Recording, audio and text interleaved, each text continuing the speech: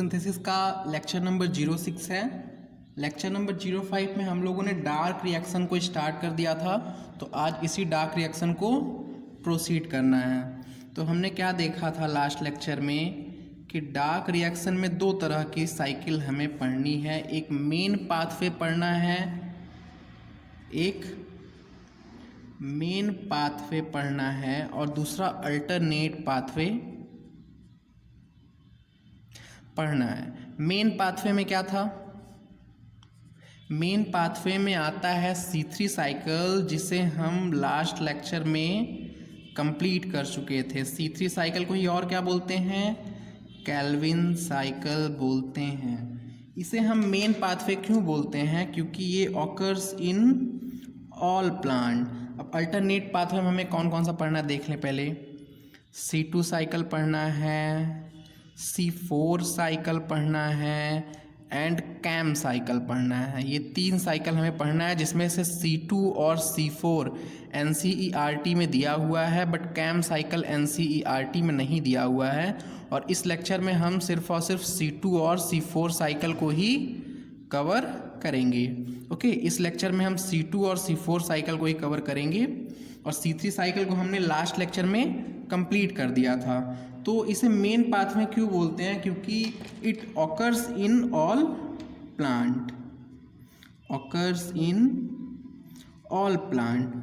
अब चाहे वो प्लांट C4 प्लांट हो या फिर तो वो प्लांट कैम प्लांट हो, सारे प्लांट में C3 साइकिल होता है। ओके, सारे प्लांट में C3 साइकिल होता है। एक नोट पॉइंट में हम देखते हैं कि हमें कौन कौन से प्लांट को पढ़ना है।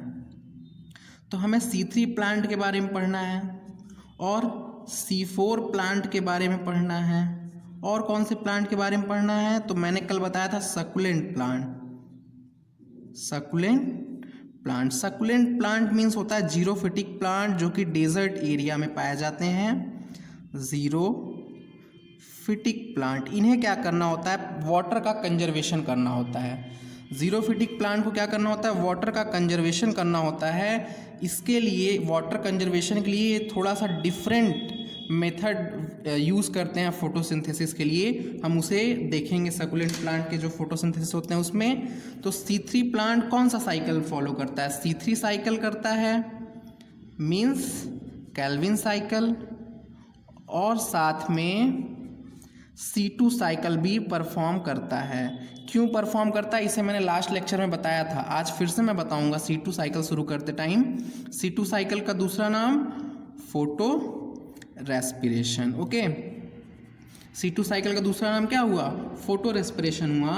और C4 प्लांट कौन कौन सा साइकिल परफॉर्म करेगा? एक तो C4 साइकिल परफॉर्म करेगा और दूसरा C3 साइकिल परफॉर्म करेगा। देखिए, C3 साइकिल C4 प्लांट में भी हो रहा है। यही रीज़न है कि C3 साइकिल को हम मेन पाथवे बोल रहे हैं और C3 साइकिल सारे प्लांट में होगा। और सकुलेंट प्लांट कैम साइकिल को फॉलो करता है। कैम साइकिल, ये एक दूसरा साइकिल होगा जिसे हम पढ़ेंगे। कैम साइकिल को फॉलो करेगा ग्लूकोज का प्रोडक्शन करने के लिए। तो C3 प्लांट में हमने देखा था कि C3 साइकिल का यूज करके प्रोडक्ट क्या बन रहा था? ग्लूकोज का फॉर्मेशन हो रहा था। बट अभी हम पढ़ेंगे जो C2 साइकिल है उसमें ग्लूकोज का फॉर्मेशन नहीं होगा। C2 साइकिल में ग्लूकोज का फॉर्मेशन नहीं होगा। और एक पॉइंट, C4 प्लांट और ये सकुलेंट प्लांट दोनों ही C2 साइकिल को परफॉर्म नहीं करते हैं। ये दोनों ही C2 साइकिल को परफॉर्म नहीं करेंगे। ओके, और C4 प्लांट में ग्लूकोज कैसे ये पॉइंट आपको अभी समझ में नहीं आ रहा होगा। मैं जो ये नोट में लिख रहा हूँ, ये पॉइंट आपको आज के लेक्चर के एंड के बाद समझ में आएगा, पर फिर भी एक फ्लो चार्ट के माध्यम से मैं बता दे रहा हूँ कि आज के साइकिल में पढ़ना कैसे क्या है हमें। C3 साइकिल में ग्लूकोज बनेगा। जो C4 प्लांट है उसमें C4 साइकिल भी चलेगा और C3 साइकिल भी चलेगा, बट ग्लूकोज सिर्फ और सिर्फ C3 साइकिल में ही बनेगा। तो C4 साइकिल का क्या रोल होगा? आज हमें यही तो समझना है कि इस C4 साइकिल का क्या रोल है। अगर इसमें ग्लूकोज नहीं बन रहा है C2 साइकिल में, तो C2 साइकिल का क्या रोल है? और अगर C4 प्लांट में C3 साइकिल के ही थ्रू ग्लूकोज बनना है, तो C4 साइकिल आखिर क्यों हुआ? ओके, तो ये सारे पॉइंट को हमें पढ़ना है। जो कैम साइकिल होता है वो सिमिलर टू C4 साइकिल है, similar to C4 cycle means ये जो कैम साइकिल है ये C4 साइकिल के सिमिलर होता है, और इस कैम साइकिल को हम नेक्स्ट लेक्चर में देखेंगे। आज का हमारा टारगेट होगा C2 साइकिल को कंप्लीट करना और C4 साइकिल को कंप्लीट करना। एक नोट पॉइंट जो मैंने लास्ट लेक्चर में ही बताया था उसको वापस से रिपीट कर रहा हूँ, रुबिस्को एंजाइम के बारे में। ये वापस से रिपीट कर रहा हूँ क्योंकि C2 साइकिल की स्टार्टिंग ही यहीं से होती है कि C2 साइकिल आया क्यों। तो C2 साइकिल इस रुबिस्को एंजाइम की वजह से होता है। अब देखते हैं ये एंजाइम में, ये मैं बता चुका हूँ पहले ही, इस एंजाइम के पास दो एक्शन परफॉर्म करने की कैपेसिटी है। एक होता है कार्बोक्सिलेज और दूसरा होता है ऑक्सीजिनेज। एक कार्बोक्सिलेज और दूसरा ऑक्सीजिनेज। एक पॉइंट और मैंने बताया था कि ये जो एंजाइम है ये क्या है, मोस्ट एबंडेंट एंजाइम है, मोस्ट एबंडेंट एंजाइम और प्रोटीन होता है। ऐसा क्यों होता है? क्योंकि it occurs in all green plant, it occurs in all green बोलिए या फिर तो फोटोसिंथेटिक। रुबिस्को एंजाइम का यूज़ हमने कहाँ किया था? C3 साइकिल में। C3 साइकिल क्या है? मेन पाथवे है, मीन्स सारे प्लांट में होगा। जितने फोटोसिंथेटिक प्लांट हैं उन सारे प्लांट में ग्लूकोज को बनाने के लिए C3 साइकिल चलता है और C3 साइकिल में यूज होगा रुबिस्को एंजाइम। तो इसका मतलब क्या है, ये एबंडेंट एंजाइम क्यों है? अगर आपसे कोई पूछे कि मोस्ट एबंडेंट एंजाइम रुबिस्को क्यों है, तो आंसर होगा it occurs in all photosynthetic plant, it occurs in all photosynthetic plant. Okay, यही रीज़न है कि Rubisco enzyme most abundant enzyme हो जाता है। कार्बोक्सिलेज का मतलब हमने क्या पढ़ा था? फिक्सेशन ऑफ CO2, और ऑक्सीजिनेज का मतलब पढ़ा था फिक्सेशन ऑफ ऑक्सीजन। तो फिक्सेशन ऑफ जब CO2 होगा तो C3 साइकिल चलता है, और यही अगर फिक्सेशन ऑफ O2 हो जाए तो यहाँ से C3 साइकिल ना चल के C2 साइकिल चलने लगता है, और C3 साइकिल चलेगा तो ग्लूकोज बनेगा, C3 साइकिल चलेगा तो ग्लूकोज का फॉर्मेशन होगा। बट C2 साइकिल चलेगा तो इसमें ग्लूकोज का फॉर्मेशन नहीं होता है। ओके, जब C2 साइकिल चलेगा तो उसमें ग्लूकोज का फॉर्मेशन नहीं होता है। आज हमें यही पढ़ना है कि अगर CO2 के जगह पे ऑक्सीजन का फिक्सेशन हो जाए तो C2 साइकिल वो किस तरीके से चलता है, उसका फंक्शन क्या है, उसका रोल क्या होगा। ओके, तो इसी में एक पॉइंट और हमने कल के लेक्चर में बताया था, उसे थोड़ा सा और रिवाइज हो जाए कि अगर CO2 का कंसंट्रेशन ज़्यादा होता है ऑक्सीजन से, CO2 का कंसंट्रेशन ज़्यादा है, तो ये जो रुबिस्को एंजाइम है ये कार्बोक्सिलेज एक्टिविटी परफॉर्म करता है। इस केस में कौन सी एक्टिविटी परफॉर्म करेगा? Carboxylase activity.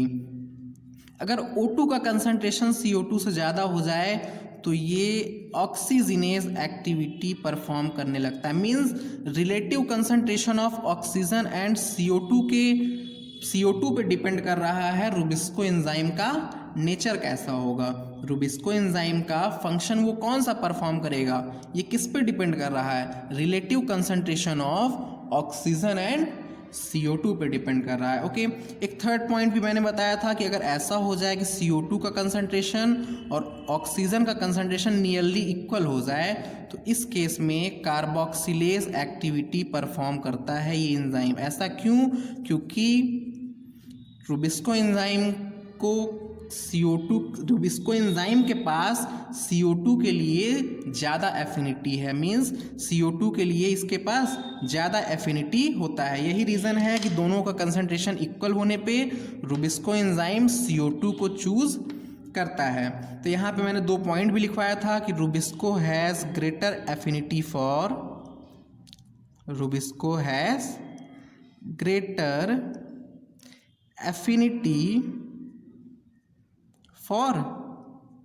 CO2, और एक दूसरा पॉइंट ये लिखवाया था कि जो CO2 एंड O2 हैं ये दोनों एक दूसरे के क्या है? कम्पिटिटिव इनहिबिटर होते हैं। CO2 and O2 are competitive, यहाँ पे आप पूरा लिखिएगा, मैं आधा यहाँ पे लिखा हूँ, competitive inhibitor of each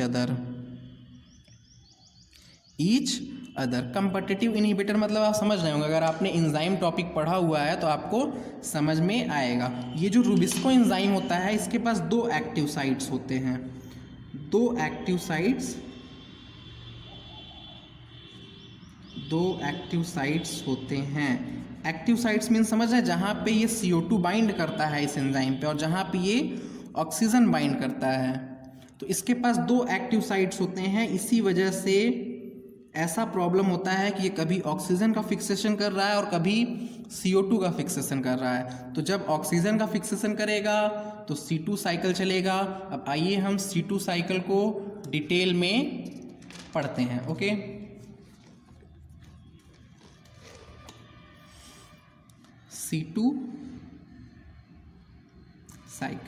C2 cycle का दूसरा नाम है photo respiration.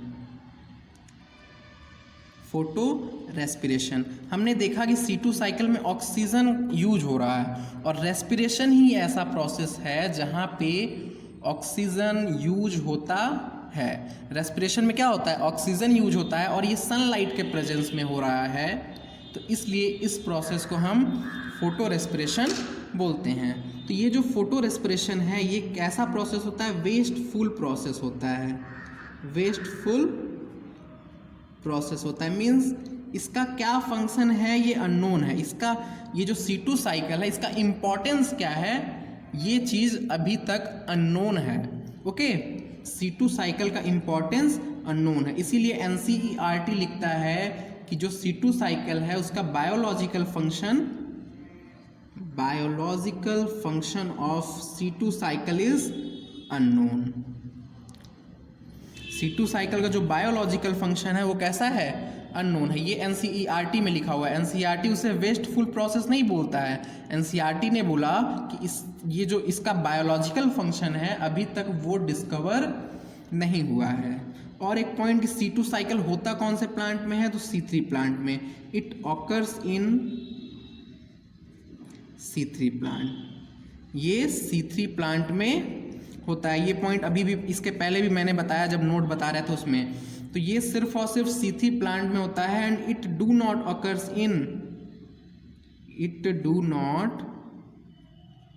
Occurs in C4 plant या फिर तो कैम प्लांट। C4 प्लांट में ये नहीं होता है और ये डिफरेंस है C3 एंड C4 प्लांट में।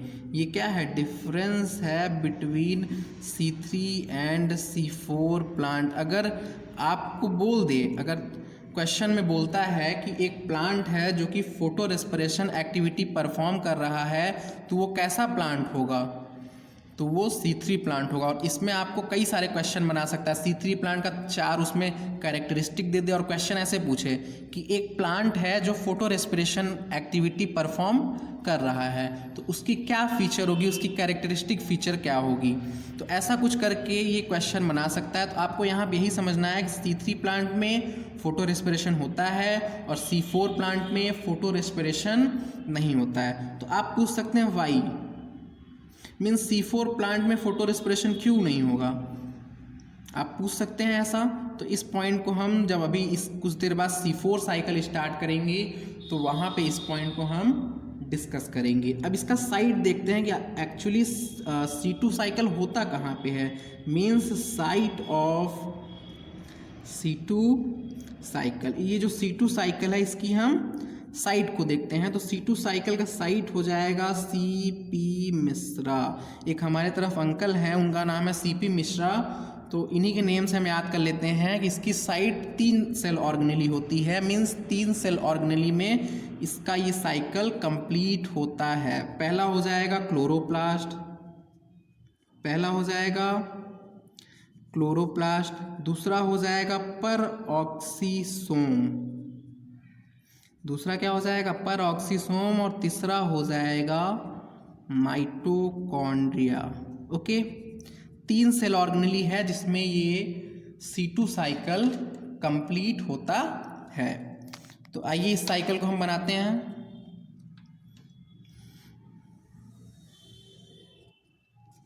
सपोज कीजिए कि ये क्या है, क्लोरोप्लास्ट है, देन यहीं के बगल में ही परऑक्सीसोम है और ये माइटोकॉन्ड्रिया। इसकी साइकिल भी ऐसी ही चलती है, पहले इसका स्टार्टिंग होगा क्लोरोप्लास्ट से, फिर मूव करेगा परऑक्सीसोम में, फिर मूव होगा माइटोकॉन्ड्रिया में एंड देन माइटोकॉन्ड्रिया से वापस होगा। मीन्स ये देखिए, क्लोरोप्लास्ट से परऑक्सीसोम में जाएगा, परऑक्सीसोम से माइटोकॉन्ड्रिया में एंड देन माइटोकॉन्ड्रिया से मूव होगा इसमें और वापस क्लोरोप्लास्ट में आके साइकिल कंप्लीट होता है। वापस से क्लोरोप्लास्ट में आके इसकी साइकिल कंप्लीट हो जाएगी। तो क्लोरोप्लास्ट में ये साइकिल स्टार्ट कैसे होता है देखते हैं। ये RUBP में ऑक्सीजन का फिक्सेशन हो जाएगा और एंजाइम कौन होगा, रुबिस्को, RUBISCO। और रुबिस्को का इस टाइम ऑक्सीजनेज एक्टिविटी यूज़ हो रहा है। रुबिस्को एंजाइम का ऑक्सीजनेज एक्टिविटी यूज़ हो रहा है। ये अगर CO2 का कंसंट्रेशन बहुत ज़्यादा है तो ऑक्सीजनेज एक्टिविटी यूज़ हो जाएगा। और अब की टाइम पे यहाँ पे प्रोडक्ट क्या बनेगा आप देखिए, केल्विन साइकिल में 3 PGA बनता था, तो यहाँ पे 3 PGA का एक मॉलिक्यूल तो बनेगा।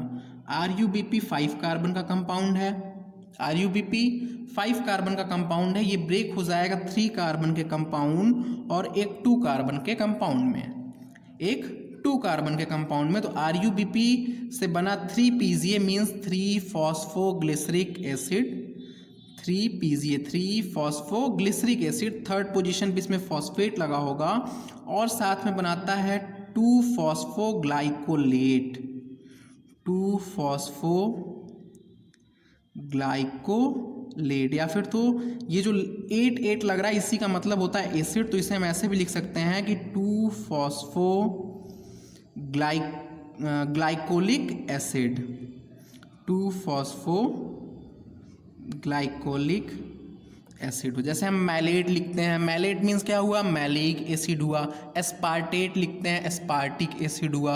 ऑक्सलेट लिखते हैं, ऑक्सैलिक एसिड हुआ। तो ऐसे ही यहाँ पे हम ग्लाइकोलेट लिखे हैं तो ग्लाइकोलिक एसिड हुआ। और इसी तरीके से ग्लाई ऑक्सिलेट लिखते हैं तो ग्लाई ऑक्सैलिक एसिड हुआ। तो मैं हर जगह पे ऐसे एसिड एसिड नहीं लिखूंगा, ये लेट करके ही मैं यहाँ पे इंडिकेट करूँगा। ओके, तो RUBP का ये जो 5 कार्बन कंपाउंड था वो 3 कार्बन कंपाउंड और 2 कार्बन कंपाउंड में ब्रेक हो गया। 3 कार्बन कंपाउंड और 2 कार्बन कंपाउंड में ब्रेक हो गया। तो आइए यहाँ पे हम एक पॉइंट और देखते हैं कि अगर हम RUBP का 2 मॉलिक्यूल लें, ऑक्सीजन का 2 मॉलिक्यूल लें तो क्या होगा। 2 मॉलिक्यूल इसका बनेगा और 2 मॉलिक्यूल इसका भी बन जाएगा। ऐसा हम क्यों ले रहे हैं आगे ये एक्सप्लेन हो जाएगा, पर अभी आप सपोज करके चलिए कि हम 2 मॉलिक्यूल यहाँ पे लेके चल रहे हैं। ओके, तो अब क्या होगा, ये जो 2 फॉस्फोग्लाइकोलेट है इसमें फॉस्फेटेज एंजाइम एक्ट करेगा। अब ये तो ऐसे ही पड़ा रहेगा, ये जो 2 मॉलिक्यूल हमने 3 PGA का बनाया है ये इसी तरीके से पड़ा रहेगा और ये C3 साइकिल में जाएगा। कहाँ जाएगा, ये C3 साइकिल में यूज़ होगा। अब C3 साइकिल में 3 PGA बनता था ना, तो ये अब C3 साइकिल में यूज़ होगा। और जो 2 फॉस्फोग्लाइकोलेट है ये देखिए 2 कार्बन का कंपाउंड है, इसीलिए हम इसे C2 साइकिल बोलते हैं, इसीलिए हम इसे C2 साइकिल बोलते हैं। तो अब ये होगा क्या, ये 2 कार्बन का है तो इसमें अब फॉस्फेटेज एंजाइम एक्ट करेगा, फॉस्फेटेज। अब ये फॉस्फेटेज एंजाइम क्या करेगा, इसमें से फॉस्फेट को हटा देगा। जो 2 पोजीशन पे फॉस्फेट लगा, 2 फॉस्फोग्लाइकोलेट मीन्स सेकंड पोजीशन पे फॉस्फेट लगा है, तो फॉस्फेट के हटने के बाद ये क्या बचेगा, ग्लाइकोलेट बचेगा। ओके, फॉस्फेट के हटने के बाद ये बचेगा इसका ग्लाइकोलेट। फॉस्फेट तो हट गया, क्या बचा, ग्लाइकोलेट। ये 2 कार्बन का था तो ये भी कितने कार्बन का होगा, 2 कार्बन का ही होगा। तो इतना काम कहाँ हुआ, क्लोरोप्लास्ट में हुआ। अब ये ग्लाइकोलेट यहीं से मूव कर जाएगा परऑक्सीसोम में। ये जो ग्लाइकोलेट बना हुआ है, सॉरी दिख नहीं रहा था, ग्लाइकोलेट ये जो है ये मूव करेगा कहाँ पे, परऑक्सीसोम में। हम यहाँ से इसे मूव करा देते हैं। इतना काम कहाँ पे हुआ, क्लोरोप्लास्ट में हुआ। और अब ये कहाँ जाएगा, परऑक्सीसोम में जाएगा। तो लेके जाते हैं परऑक्सीसोम में। परऑक्सीसोम में क्या आया, ये ग्लाइकोलेट आया। ग्लाइकोलेट कितने कार्बन का है? 2 कार्बन का ये कंपाउंड है। अब ये ग्लाइकोलेट किस में कन्वर्ट होता है? ग्लाइऑक्सिलेट में। नाम ध्यान दीजिए, कन्वर्ट होता है ग्लाइऑक्सिलेट। अब देखिए एनसीईआरटी में कंप्लीट साइकिल नहीं बनाया है, तो आप इतना भी इसको ध्यान रख सकते हैं, यहाँ तक 2 फॉस्फोग्लाइकोलेट प्रोडक्ट होता है, यहाँ तक ही एनसीईआरटी में लिखा है, इसके आगे का साइकिल नहीं बना है। पर इस साइकिल का जो रिजल्ट आता है, इस साइकिल में जो जगह जगह पर हमें रिजल्ट मिलते हैं, वो पॉइंट एनसीईआरटी में स्टेटमेंट के फॉर्म में लिखा है। तो उसी जो पॉइंट्स लिखे हुए हैं, उसी पॉइंट्स को समझने के लिए हम ये पूरा साइकिल समझते हैं। आप इस साइकिल को नहीं याद करेंगे तो भी काम चल जाएगा। तो यहाँ पे हुआ क्या, जो ग्लाइकोलेट है वो कन्वर्ट हो गया ग्लाइऑक्सिलेट में। कहाँ पे कन्वर्ट हो रहा है? पेरोक्सीसोम में। और साथ में क्या होगा कि यहाँ से देखिए हम 2 मॉलिक्यूल लेके चल रहे थे, यहाँ पे 2 लिखना अभी हम भूल रहे हैं। हम यहाँ पे 2 मॉलिक्यूल लेके चल रहे थे, तो यहाँ से ये 2 मॉलिक्यूल होगा, इसका भी 2 मॉलिक्यूल होगा, और ग्लाइऑक्सिलेट का भी 2 मॉलिक्यूल फॉर्म होगा। ओके, आप इसे थोड़े बड़े स्पेस में नोट कीजिएगा अच्छे से। यहाँ पे क्या होगा? 2 मॉलिक्यूल ग्लाइऑक्सिलेट का फॉर्म होगा, तो 2 मॉलिक्यूल से क्या होगा? 2 मॉलिक्यूल H2O2 यहाँ से बाहर आ जाएगा। 2 मॉलिक्यूल H2O2 बाहर आएगा तो ग्लाइकोलेट कन्वर्ट हो जाएगा ग्लाइऑक्सिलेट में। और ये जो 2 मॉलिक्यूल H2O2 है, इसका ब्रेक डाउन होगा किसमें? 2 molecule of H2O plus 1 molecule of oxygen में। और एंजाइम जो यहाँ पे लगेगा, उस एंजाइम का नेम होगा कैटालेज। कैटालेज होगा।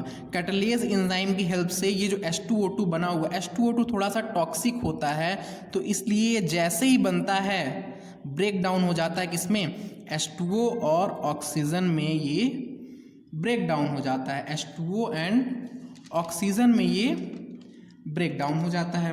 अब इसके बाद क्या होगा? ये जो हमारा ग्लाइऑक्सिलेट बना है, इसमें 2 अमोनिया मॉलिक्यूल ऐड होंगी, इसमें 2 NH3 मॉलिक्यूल ऐड होगा, और एंजाइम आएगा ट्रांसएमिनेज।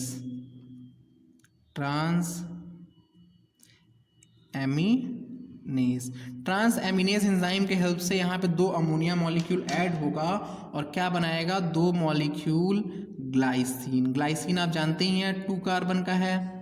ग्लाइसिन कितने कार्बन का है?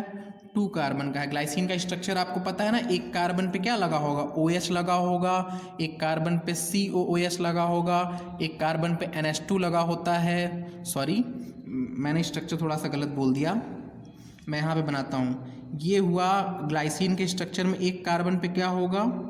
NH2 होगा, एक कार्बन पे COOH होगा, और बाकी के 2 कार्बन पे हाइड्रोजन होता है। यहाँ पे OH नहीं होगा, ये दोनों कार्बन पे क्या होगा? हाइड्रोजन होगा। मीन्स देखिए ये 2 कार्बन का स्ट्रक्चर है। ओके, ये किसका स्ट्रक्चर हो जाएगा? ग्लाइसिन का है। 2 कार्बन प्रेजेंट है ग्लाइसिन में। अब ये जो ग्लाइसिन है, ये परऑक्सीसोम से मूव करके जाएगा किसमें? माइटोकॉन्ड्रिया में। अब देखिए साइकिल क्या हो रहा है? क्लोरोप्लास्ट से तो स्टार्ट हुआ, क्लोरोप्लास्ट से गया परऑक्सीसोम में, और परऑक्सीसोम से गया माइटोकॉन्ड्रिया में। तो ये जो ग्लाइसिन बना हुआ है, ये मूव करके जाएगा यहाँ से माइटोकॉन्ड्रिया में। तो आइए इसको हम ले आते हैं। ये आया माइटोकॉन्ड्रिया में, 2 मॉलिक्यूल आएगा किसका? ग्लाइसिन का। 2 मॉलिक्यूल ग्लाइसिन का आएगा, और ये कितने कार्बन का है? 2 कार्बन का है। अब क्या होगा? यहाँ पे जो 2 अमोनिया ऐड हुआ था, यहाँ पे जो 2 अमोनिया ऐड हुआ था, वहाँ यहाँ से अब वो दोनों अमोनिया वापस से बाहर निकल जाएगा। 2 अमोनिया बाहर निकल जाएगा, और साथ में 1 मॉलिक्यूल CO2 भी निकल जाएगा। ध्यान दीजिए आप, यहाँ पे 1 मॉलिक्यूल CO2 निकल रहा है, मीन्स 1 कार्बन कम होगा, और प्रोडक्ट बनाता है सेरीन। और ध्यान दीजिए कि सेरीन का मात्र 1 मॉलिक्यूल बनता है, और सेरीन होता है 3 कार्बन का। सेरीन कितने कार्बन का होता है? 3 कार्बन का होता है, और सेरीन 3 कार्बन का है। तो आप देखिए यहाँ पे 2 2 जा 4 कार्बन, 4 कार्बन में से 1 CO2 निकल गया, तो 3 कार्बन बचा हुआ है। इसीलिए मैं यहाँ पे 2 टाइम्स लेके चला था कि इसका 1 मोल हम बना के दिखा दे, वरना यहाँ पे ये रिएक्शन लिखने में थोड़ा सा प्रॉब्लम होता। तो ये जो सेरीन बन चुका है, अब ये क्या होगा, ये वापस से आएगा पेरोक्सीसोम में। अब देखिए यही हो रहा है ना, क्लोरोप्लास्ट से गया पेरोक्सीसोम में, पेरोक्सीसोम से माइटोकॉन्ड्रिया में, माइटोकॉन्ड्रिया से वापस आ रहा है पेरोक्सीसोम में। ये सेरीन वापस आया पेरोक्सीसोम में, कितने कार्बन का है, 3 कार्बन का है, और ये कन्वर्ट हो जाएगा हाइड्रोक्सी पायरुवेट में। हाइड्रोक्सी पायरुवेट में, ये पेरोक्सीसोम में ही हो रहा है, ये थोड़ा इधर लिखा गया है पर पेरोक्सीसोम में हो रहा है। ये हाइड्रोक्सी पायरुवेट में कन्वर्ट हो जाएगा और हाइड्रोक्सी पायरुवेट से बना लेगा ग्लिसरेट। क्या बना लेगा, glycerate, GlyceRAT। Glycerate means glyceric acid, यहाँ मैं लिख दे रहा हूँ, और GlyceRic एसिड। और ये कितने कार्बन का होगा, अगर ये सेरीन 3 कार्बन का था तो ये भी 3 कार्बन का होगा, और ग्लिसरिक एसिड भी 3 कार्बन का होगा। और यहाँ पे साथ में और क्या होगा, एक मॉलिक्यूल NADPH2 यूज हो जाएगा, NADPH2 यूज हो जाएगा और बनाएगा क्या, यहाँ से NADP बनाएगा। ये सब पेरोक्सीसोम में हो रहा है, माइटोकॉन्ड्रिया में मात्र इतना ही रिएक्शन हुआ है, एक रिएक्शन। ओके, यहाँ से ये हमारा NADP बना लिया, और यहाँ पे एंजाइम कौन सा होगा, डिहाइड्रोजिनेज। एंजाइम कौन सा होगा, डिहाइड्रोजिनेज। कल मैंने बताया था जहाँ पे भी NADH2 यूज हो या फिर तो प्रोड्यूस हो, वहाँ पे एंजाइम होता है डिहाइड्रोजिनेज। अब क्या होगा, ये जो हमारा ग्लिसरेट है ये वापस से आ जाएगा क्लोरोप्लास्ट में। ग्लिसरेट कहाँ पे आ गया, क्लोरोप्लास्ट में, या फिर तो ग्लिसरिक एसिड है। और ये जो हमारा ग्लिसरेट है ये एक ATP की मदद से, यहाँ पे क्या होगा, एक ATP मॉलिक्यूल कन्वर्ट हो जाएगा एक ADP मॉलिक्यूल में। और एंजाइम कौन सा होगा, काइनेज एंजाइम होगा। आपको पता है जहाँ पे ATP यूज हो या फिर तो प्रोड्यूस हो, एंजाइम होता है काइनेज। तो एक ATP मॉलिक्यूल ADP में कन्वर्ट हुआ, मीन्स एक फॉस्फेट इसका गायब हुआ है। तो फॉस्फेट जाएगा कहाँ, फॉस्फेट ग्लिसरेट पे या फिर तो ग्लिसरिक एसिड पे जाके जुड़ जाएगा और बनाएगा क्या, आप देखिए ध्यान से, ये फॉस्फेट जो यहाँ से निकला है ATP से, वो ग्लिसरिक एसिड पे 3rd पोजीशन पे जुड़ेगा और यही बना देगा।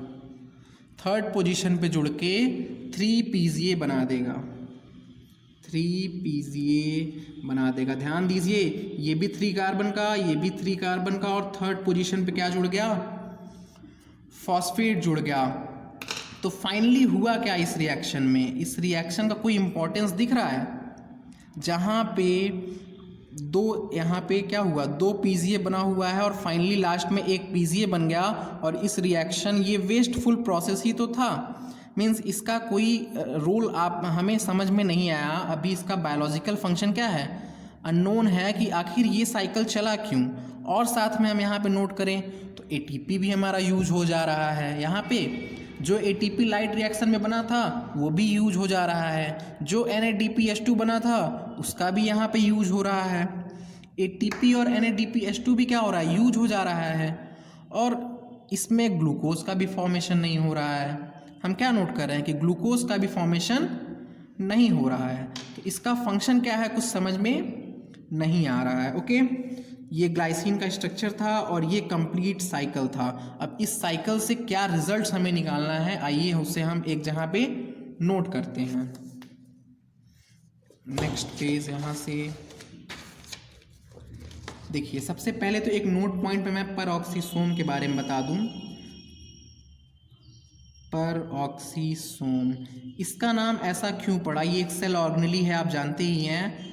ये यूकैरियोट में प्रेजेंट होता है और प्लांट और एनिमल दोनों में ही प्रेजेंट होता है। इसका नाम पेरोक्सीसोम इसलिए पड़ा क्योंकि ये पेरोक्साइड को प्रोड्यूस करता है और उसको ब्रेक करता है। ऐसा नेम क्यों पड़ा, named peroxisome, peroxisome because it produces and breaks H2O2। ये क्या कर रहा है, H2O2 को प्रोड्यूस कर रहा है और ब्रेक कर रहा है, इसीलिए इसका नाम H2O2 मीन्स क्या हो गया, यहाँ पे पेरोक्साइड है। ओके, पर ऑक्साइड को प्रोड्यूस कर रहा है और ब्रेक कर रहा है, इसीलिए इसका नाम पेरोक्सीसोम पड़ा। पेरोक्सीसोम में दो एंजाइम होते हैं, एक तो अभी हम लोगों ने देखा कैटलेज जो कि यूज हुआ। दो मेन एंजाइम होते हैं, एक कैटलेज और दूसरा परऑक्सीडेज। कैटलेज और दूसरा परऑक्सीडेज। तो यहाँ पे बताना सिर्फ इतना है कि ये जो कैटलेज एंजाइम होता है ये लार्जेस्ट एंजाइम है। कैसा एंजाइम होता है? लार्जेस्ट एंजाइम है। और जो परऑक्सीडेज एंजाइम होता है वो स्मॉलेस्ट एंजाइम है। मात्र इस पॉइंट को बताया मैंने, इस पॉइंट को बताने के लिए इस टॉपिक को उठाया कि कैटलेज कैसा एंजाइम है, लार्जेस्ट एंजाइम है, और परऑक्सीडेज कैसा एंजाइम है, स्मॉलेस्ट एंजाइम होता है। परऑक्सीडेज कैसा एंजाइम है? स्मॉलेस्ट एंजाइम होता है। इसके अलावा और कुछ पॉइंट देखते हैं। नोट नंबर ये हमारा 1 था, अब यहाँ से हम नोट्स बनाते हैं और सेकंड नंबर पॉइंट देखते हैं क्या हो जाएगा। हमने C3 साइकिल में पढ़ा था, जब CO2 का कंसंट्रेशन ज़्यादा था तो क्या चल रहा था? C3 साइकिल चल रहा था। जब CO2 का कंसंट्रेशन ज़्यादा था तो C3 साइकिल चल रहा था। और C3 में क्या हो रहा था?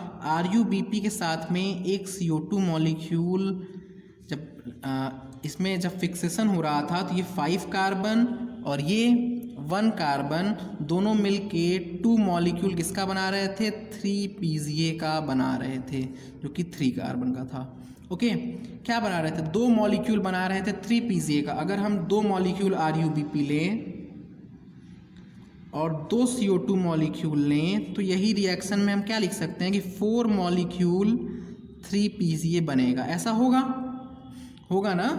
पर अगर CO2 के जगह पे O2 का फिक्सेशन हो मीन्स अगर O2 का कंसंट्रेशन ज़्यादा हो और O2 का फिक्सेशन हो तो उस केस में साइकिल चलेगा C2 साइकिल। और C2 साइकिल में हमने क्या नोट किया? 2 RuBp हमने यूज़ किया था जिसमें 2 ऑक्सीजन का फिक्सेशन हो रहा था। 2 RuBp यूज़ किया और 2 ऑक्सीजन का फिक्सेशन हो रहा है, और रिजल्ट एट द एंड में हमें क्या मिल रहा है कि 3 मॉलिक्यूल 3PZA का बन रहा है। 3 मॉलिक्यूल बन रहा था, आपको ध्यान में है? देखिए हम आपको दिखाते हैं। 2 मॉलिक्यूल तो यहीं पे बन गया। अगर हम 2 RuBp का यूज कर रहे हैं तो 2 मॉलिक्यूल तो यहीं पे बन गया, और एट द एंड एक मॉलिक्यूल यहाँ पे और बन गया। एट द एंड क्या हुआ? एक मॉलिक्यूल और बन गया। मीन्स 2 RuBp में 2 ऑक्सीजन के फिक्सेशन के बाद टोटल 3PZA मॉलिक्यूल बने हैं। टोटल 3PZA मॉलिक्यूल बने हैं। अगर हम इसको 100% बोलें तो यहाँ से आप देख सकते हो कि सिर्फ और सिर्फ फोटो रेस्पिरेशन के बाद 75%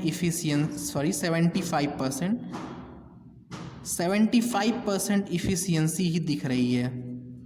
75% इफिशिएंट दिख रहा है, जो फोटो रेस्पिरेशन होने के बाद 75% इफिशिएंट दिख रहा है। तो इससे आप एक पॉइंट ये समझ सकते हो कि फोटो रेस्पिरेशन कैसा प्रोसेस है। फोटो रेस्पिरेशन वेस्टफुल तो है। क्यों है? क्योंकि photo respiration RESPIRAT photo respiration decreases productivity. Photo respiration क्या कर रहा है? TIVITY productivity. स्पेलिंग आप देख लीजिएगा। फोटो रेस्पिरेशन क्या कर रहा है? प्रोडक्टिविटी को डिक्रीज कर दे रहा है, इसीलिए हम इसे वेस्टफुल प्रोसेस बोल रहे हैं। फोटो रेस्पिरेशन में क्या हो रहा है? जहाँ पे CO2 के फिक्सेशन के बाद 2 मॉलिक्यूल से 4PZA बन रहा है, वहीं पे ऑक्सीजन के फिक्सेशन के बाद 2 मॉलिक्यूल से, देखिए ये कितने कार्बन का है? 5 कार्बन का है। RuBp 5 कार्बन का है, 5 2 जा 10 कार्बन हुआ, और ये कितने कार्बन का है? 3 कार्बन का है, और ये 3 3 जा 9 हुआ, प्लस एक CO2 भी तो इवॉल्व हो रहा था, CO2 का प्रोडक्शन हो रहा था ना, तो एक CO2 का प्रोडक्शन हो गया। तो फोटो रेस्पिरेशन में क्या हुआ? Decreases productivity. ये प्रोसेस प्रोडक्टिविटी को डिक्रीज कर रहा है। इसके अलावा मैंने क्या बोला था कि साइकिल से हमें कुछ रिजल्ट्स निकालने हैं। जो हमने साइकिल पढ़ा वो NCERT में तो नहीं दिया है, बट उस साइकिल से कुछ रिजल्ट्स निकालने हैं जो पॉइंट्स NCERT में दिया है। मीन्स हम देख लेते हैं वो पॉइंट्स क्या था। एक टेबुलर फॉर्म में हम बनाते हैं, टेबल यूज्ड और प्रोड्यूस करके लिख के।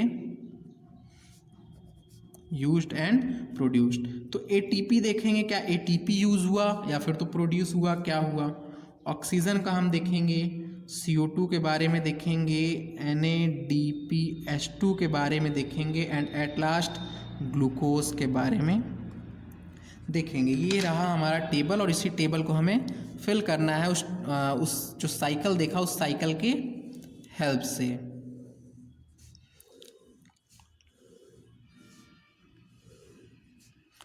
तो आइए, आपने देखा सबसे लास्ट वाला पहले करते हैं। ग्लूकोज का ना तो यूज हुआ, अब नाम क्या है, फोटो रेस्पिरेशन, और रेस्पिरेशन में ग्लूकोज यूज होता है, पर यहाँ पे ग्लूकोज ना तो यूज हुआ और ना ही प्रोड्यूस हुआ। ग्लूकोज ना ही यूज हो रहा है और ना ही प्रोड्यूस हो रहा है। अब यहाँ पहले पे आइए, एटीपी का प्रोडक्शन तो नहीं हुआ इस पूरे साइकिल में, एटीपी का प्रोडक्शन नहीं हुआ, बल्कि एक एटीपी यूज हो गया, मीन्स इसको प्लस से इंडिकेट कर दे रहे हैं। और यूज कहाँ पे हुआ, आप पेज टर्न कीजिए, मुझे याद है मैं बोलता हूँ। यूज कहाँ पे हुआ, आप चेक कीजिए साइकिल को। क्लोरोप्लास्ट में सबसे लास्ट रिएक्शन में यूज हुआ, जब किसको, ग्लिसरिक एसिड को 3-फॉस्फोग्लिसरिक एसिड में कन्वर्ट करना था। ओके, ऑक्सीजन पे आ जाते हैं। ऑक्सीजन यूज भी हुआ है और प्रोड्यूस भी हुआ है। यूज तो हमारा पहले ही रिएक्शन में हुआ है, मीन्स क्लोरोप्लास्ट में, और प्रोड्यूस कहाँ पे होता है, तो पर ऑक्सीसोम में। पर ऑक्सीसोम में जब क्या हो रहा था, H2O2 ब्रेक हो रहा था, उस टाइम पे ऑक्सीजन प्रोड्यूस हुआ था। CO2 यूज तो नहीं हुआ, कहीं पे भी CO2 नहीं यूज हुआ, बट माइटोकॉन्ड्रिया में CO2 प्रोड्यूस हो गया।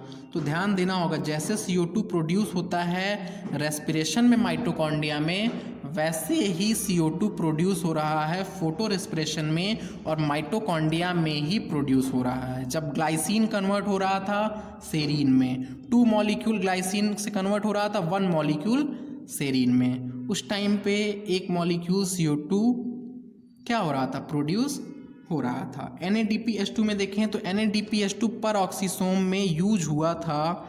आप पेज पलट के देखिए, आपको समझ में आएगा, पर ऑक्सीसोम में यूज हुआ था, बट कहीं पे भी प्रोड्यूस नहीं हुआ। यही पॉइंट्स NCERT में स्टेटमेंट के फॉर्म में लिखा हुआ है। तो C2 साइकिल में हमें इतना ही पढ़ना था। C2 साइकिल किस में होता है, सिर्फ और सिर्फ C3 प्लांट में होता है। तो आइए अब C4 साइकिल को स्टार्ट करते हैं। C4 साइकिल किस में होगा, C4 प्लांट्स में होगा। किस में होगा, C4 प्लांट्स में होगा। अब C4 प्लांट, अभी एक क्वेश्चन ये आता है कि C4 प्लांट पहले पाए कहाँ जाते हैं। तो C4 plant dry tropical region में, आप NCERT में देखिए तो वहाँ पर लिखा है ड्राई ट्रॉपिकल रीजन में एंड सब ट्रॉपिकल रीजन में पाए जाते हैं। मैं यहाँ पर लिख दूँ, found in dry tropical region and सब ट्रॉपिकल रीजन।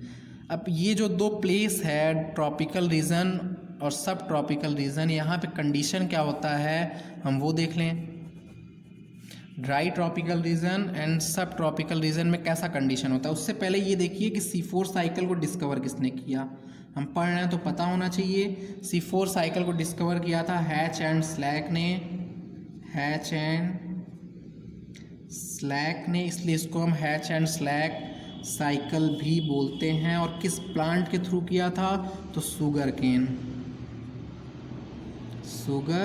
केन प्लांट का यूज़ करके इन्होंने किया था। ओके, तो अब देखना है कि ये जो हमारा ट्रॉपिकल रीजन और सब ट्रॉपिकल रीजन में यहाँ पे कंडीशन कैसा होता है।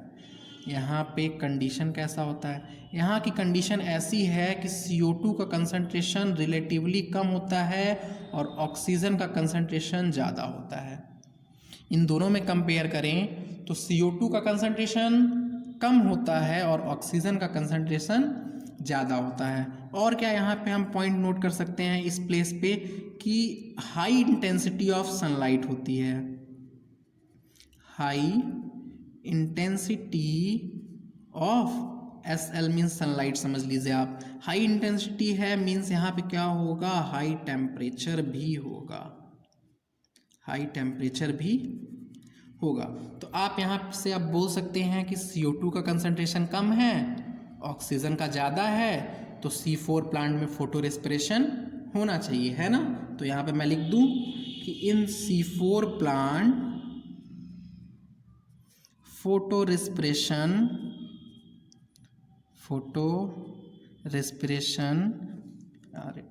और C2 साइकिल एब्सेंट। ठीक है, हाँ, तो आप समझिए कि C4 प्लांट में फोटो रेस्पिरेशन नहीं होता है। भले से यहाँ पे ऑक्सीजन का कंसंट्रेशन ज़्यादा है, फिर भी C4 प्लांट में फोटो रेस्पिरेशन नहीं होता है। अब क्यों नहीं होता है हम देखेंगे आगे। अब अगर फोटो रेस्पिरेशन नहीं होता है तो इसकी प्रोडक्टिविटी भी ज़्यादा होगी in compare to C3 plant. तो यहाँ पे लिख देते हैं हेंस C4 प्लांट है, स्पेलिंग हेंस की देख लीजिए आप, hence C4 plant have greater productivity.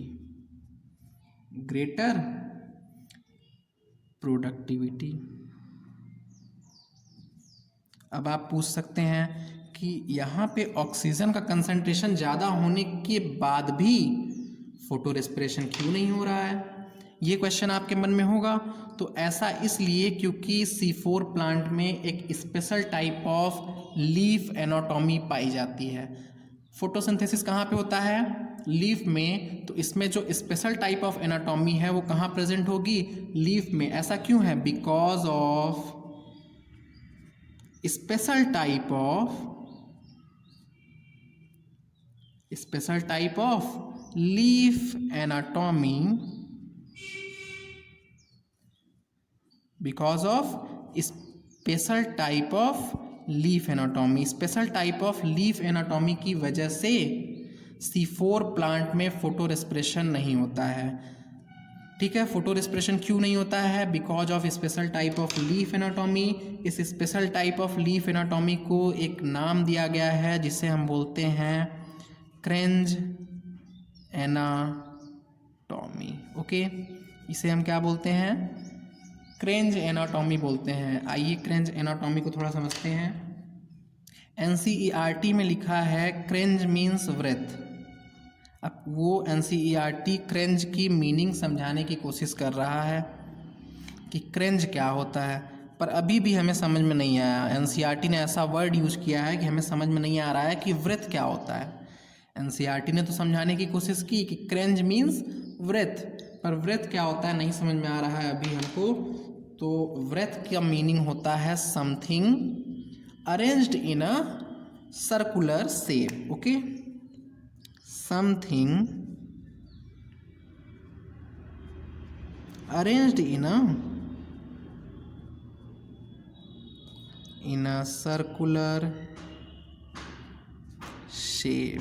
अब क्या अरेंज होगा सर्कुलर शेप में हम आगे देखेंगे इस एनाटॉमी के बारे में, पर वृत्त का मीनिंग क्या होता है ये अभी आप समझिए।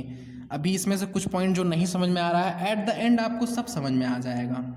ओके, तो ये आपने देख लिया कि something arranged in a circular shape. और ये जो क्रेंज एनाटॉमी है सिर्फ और सिर्फ C4 प्लांट में होता है, ओनली प्रेजेंट इन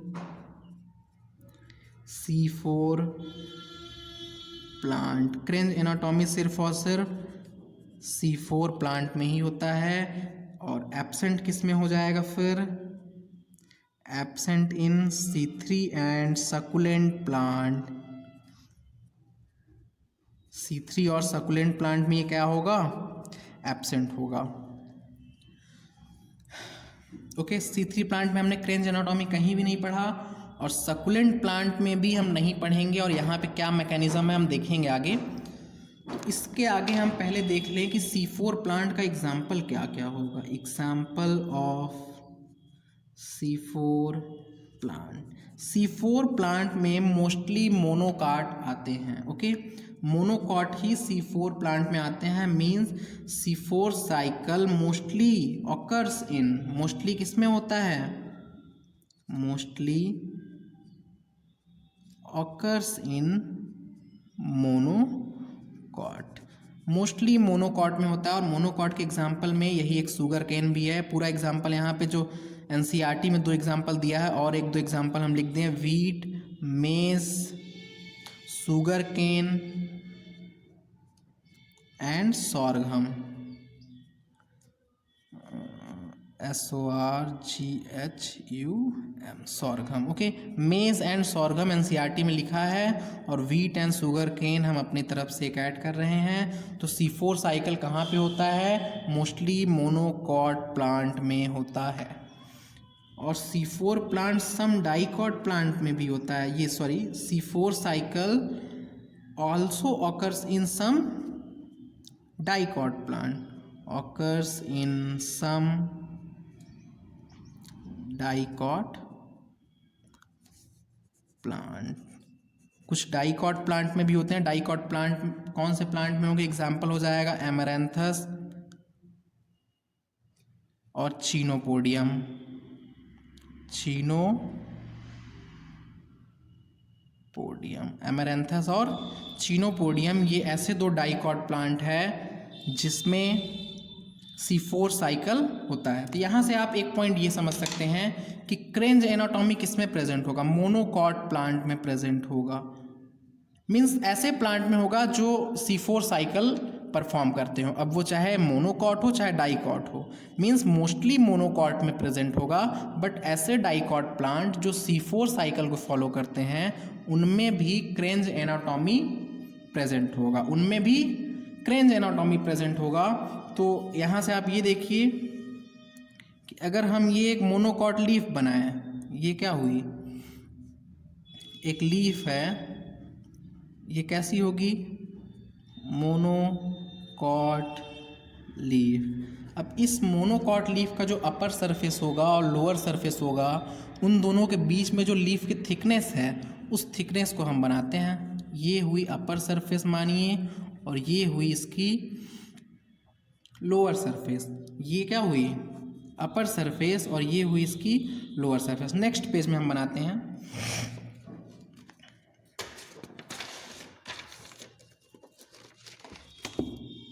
आइए देखिए, मोनोकॉट लीफ की ये क्या हुई? अपर सरफेस हुई और ये हुई लोअर सरफेस। तो अभी आप क्रेंज का मीनिंग क्या समझे हैं? क्रेंज मीन्स होता है व्रेथ, और व्रेथ मीन्स होता है something arranged in a circular shape. तो सर्कुलर शेप में क्या अरेंज्ड होगा?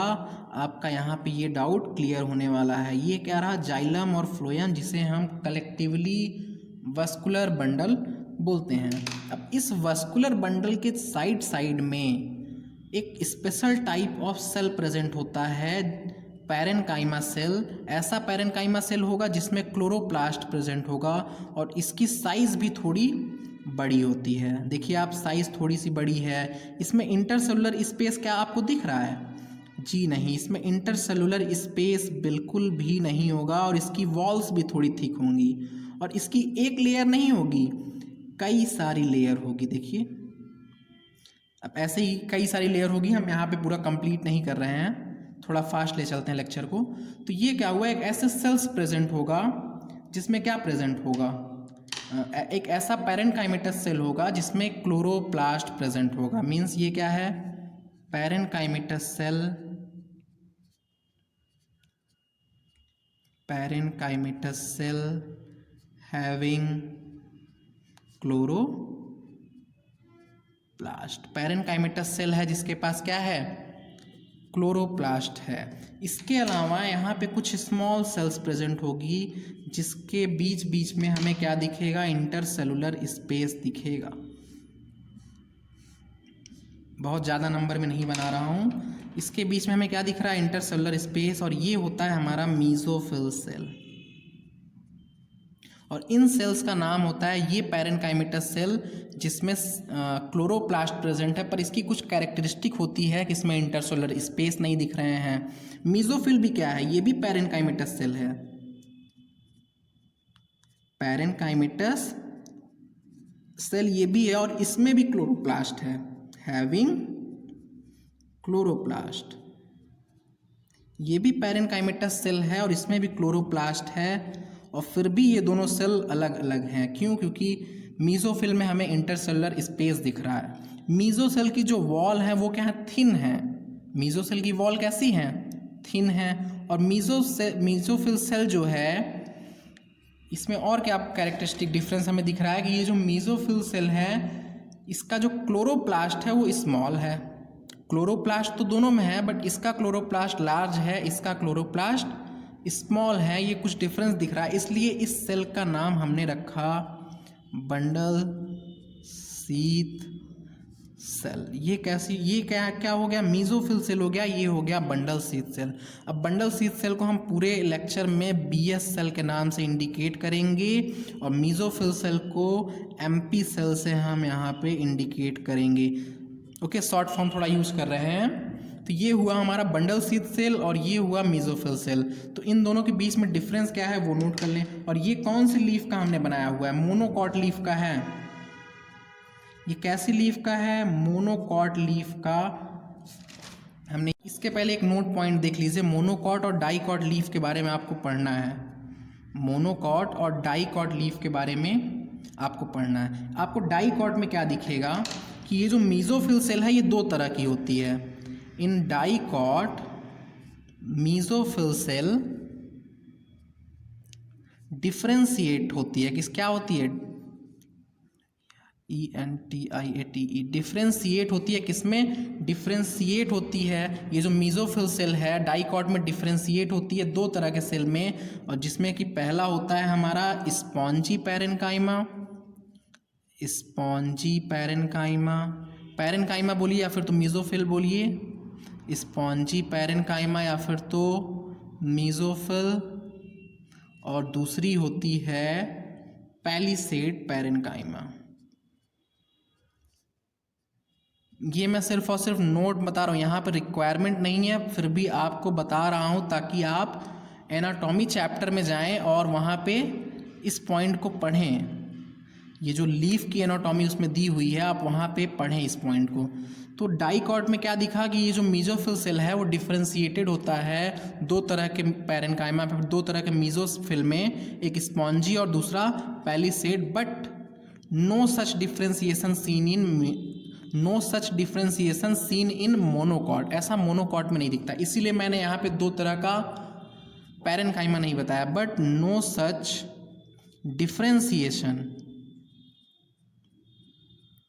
Differentiation seen in monocot. ऐसा कोई डिफ्रेंशिएशन मोनोकॉट में नहीं दिखता है। और एक बट और लेते हैं, but bundle sheath cell present इन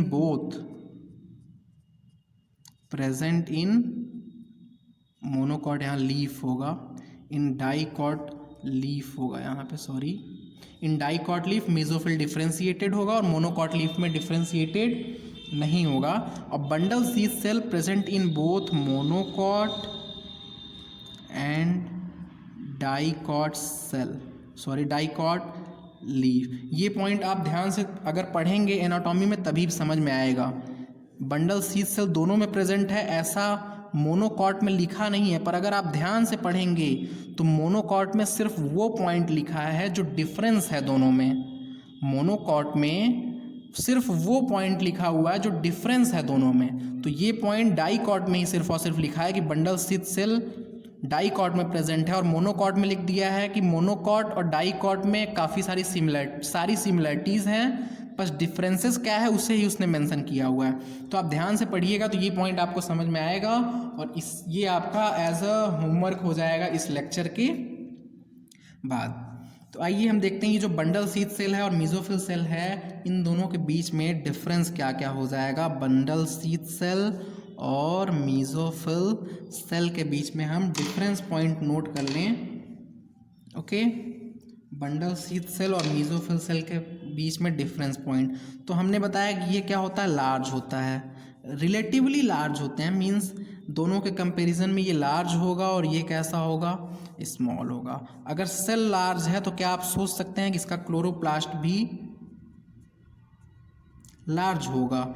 इसमें जो क्लोरोप्लास्ट होगा वो कैसा होगा, लार्ज होगा, बट इसमें जो क्लोरोप्लास्ट होगा वो कैसा होगा, कंपैरेटिवली स्मॉल होगा। स्मॉल मतलब आप समझिए कहीं पे भी लिखा हो और दो डिफरेंस में लिखा हो तो वो कंपैरेटिवली होता है। इन दोनों में अगर हम कंपेयर करें तो इसका लार्ज होगा और इसका स्मॉल होगा। और क्या हो सकता है कि इसमें जो सेल वॉल होगा, बंडल शीथ सेल में जो सेल वॉल होगा वो कैसा होता है, थिक होता है। बंडल शीथ सेल में जो सेल वॉल होगा वो थिक होगा और सेल वॉल की कई सारी लेयर होती है and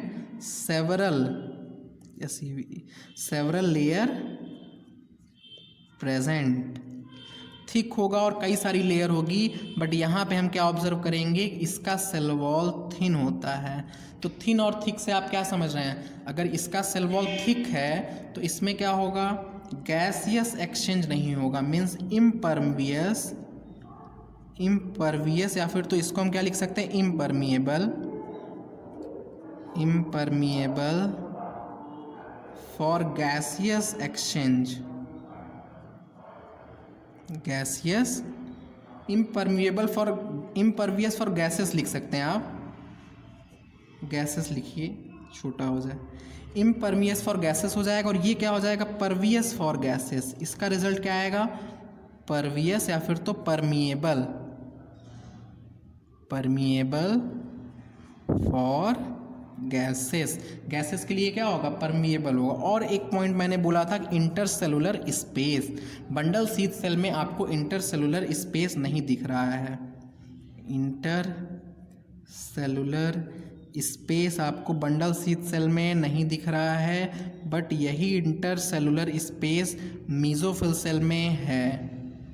intercellular space mesophyll cell में प्रेजेंट है, तो आइए अब फाइनली हम पढ़ते हैं कि ये C4 साइकिल में आखिर होता क्या है। तो दो तरह के सेल हैं, तो दो तरह का क्लोरोप्लास्ट होगा। आइए हम ऐसे लिख लेते हैं, ये बंडल शीथ का क्लोरोप्लास्ट हो जाएगा और एक दूसरा हम लिख लेते हैं मीजोफिल का क्लोरोप्लास्ट। ये दो तरह का हमने क्या बना लिया, क्लोरोप्लास्ट। और ये क्लोरोप्लास्ट किस में प्रेजेंट होंगे, एक्सेल में प्रेजेंट होंगे। तो हम ये कुछ सेल बनाने की कोशिश कर रहे हैं आपके लिए। ये हो जाएगा सेल और ये हुआ मीजोफिल क्लोरोप्लास्ट, जो कि रिलेटिवली स्मॉल होता है, तो मैंने स्मॉल ही बना दिया।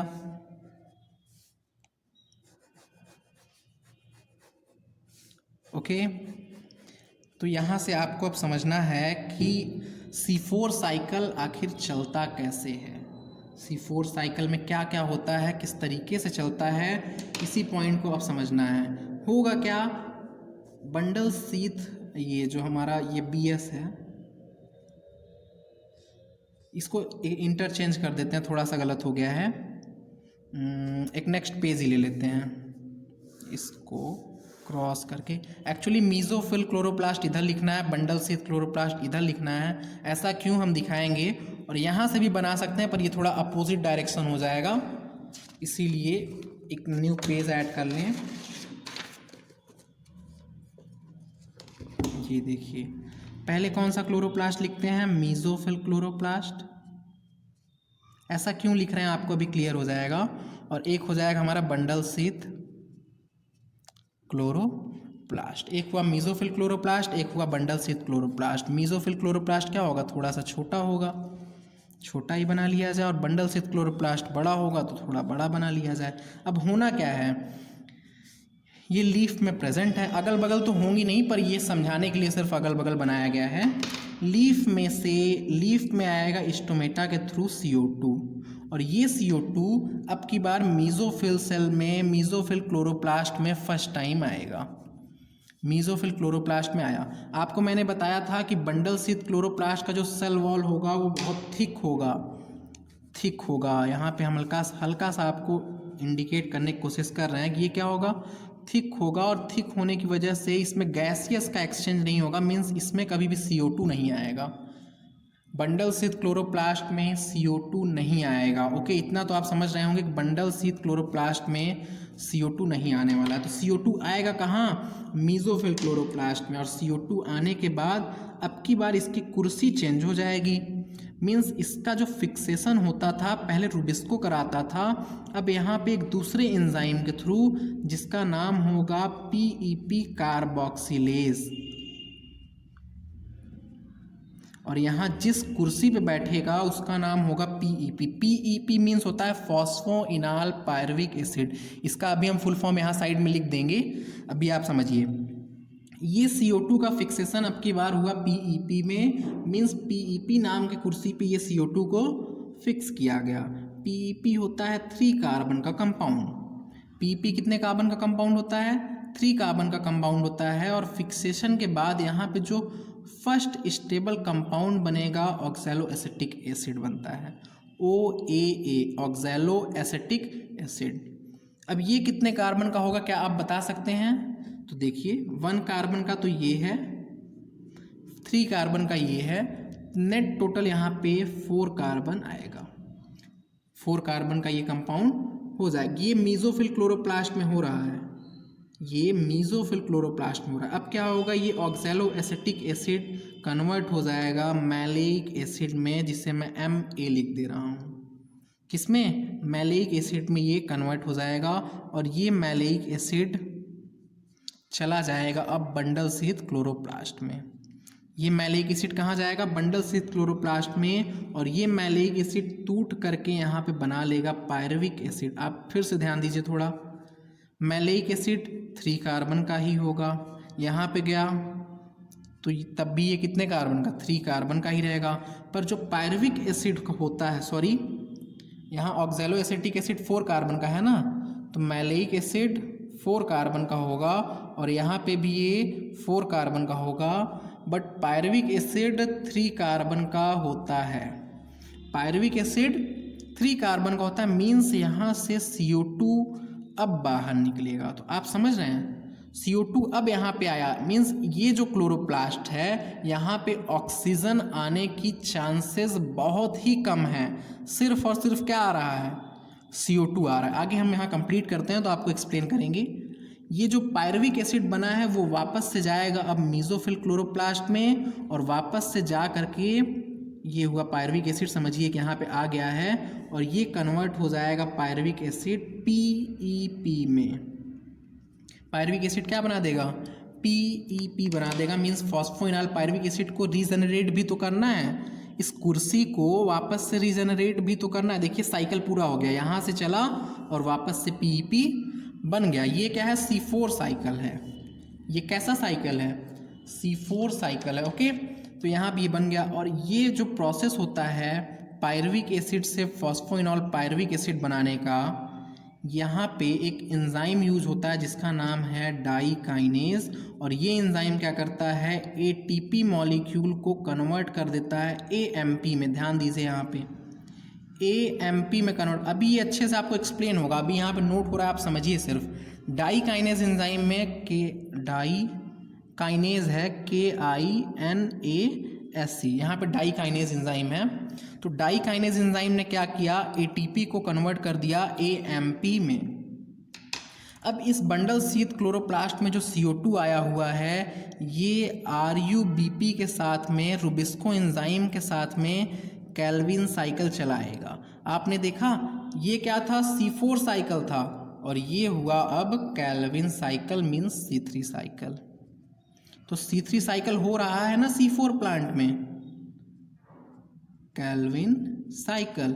ये जो CYCLE Calvin cycle C4 plant में भी हो रहा है ना। आपको ये जो डायग्राम मैंने बनाया फ्लो चार्ट, इसको आपको बहुत ही अच्छे से याद करना होगा, क्योंकि कैम प्लांट में भी यही होता है, रिएक्शन यही होगी, बस थोड़ा सा उसमें डिफरेंस है, वो कल आपको समझाएंगे हम।